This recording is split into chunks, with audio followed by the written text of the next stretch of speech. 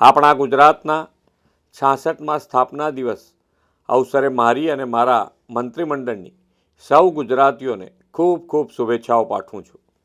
મહાત્મા ગાંધી, સરદાર સાહેબ, સ્વામી દયાનંદ સરસ્વતી, શ્યામજી કૃષ્ણ વર્માના આશીર્વાદ, પરમ પૂજ્ય રવિશંકર મહારાજ, ઇન્દુ ચાચા જેવા અનેક મહાપુરુષોની પ્રેરણા અને માર્ગદર્શન, લોકોનો અવિરત કઠોર પરિશ્રમ બધાના સહયોગથી ગુજરાતે પોતાની વિકાસ યાત્રા શરૂ કરી હતી.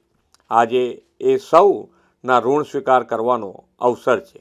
તારીખ 1 મે 1960ના દિવસે જ્યારે મુંબઈથી અલગ રાજ્ય બન્યું ત્યારે સૌના મનમાં પ્રશ્ન હતો કે રણ, દરિયો અને ડુંગર ધરાવતું રાજ્ય કેવી રીતે આગળ વધશે. પરંતુ 1960થી 2000ના 4 દાયકાની ગુજરાતની વિકાસ યાત્રા અને 2001 પછીના અઢી દાયકાની અવિરત વિકાસ યાત્રાનો દીવા જેવો સ્પષ્ટ ફરક સૌ કોઈ આજે જોઈ શકે છે.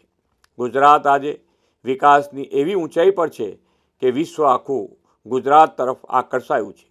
તેના મૂળમાં છે આપણને મળેલું શ્રી નરેન્દ્રભાઈ મોદી જેવું વિઝનરી નેતૃત્વ અને વિકાસ માટેની પ્રતિબદ્ધતા. આદરણીય શ્રી મોદી સાહેબે વિકાસની રાજનીતિનો યુગ ગુજરાતમાં વિકસાવ્યો.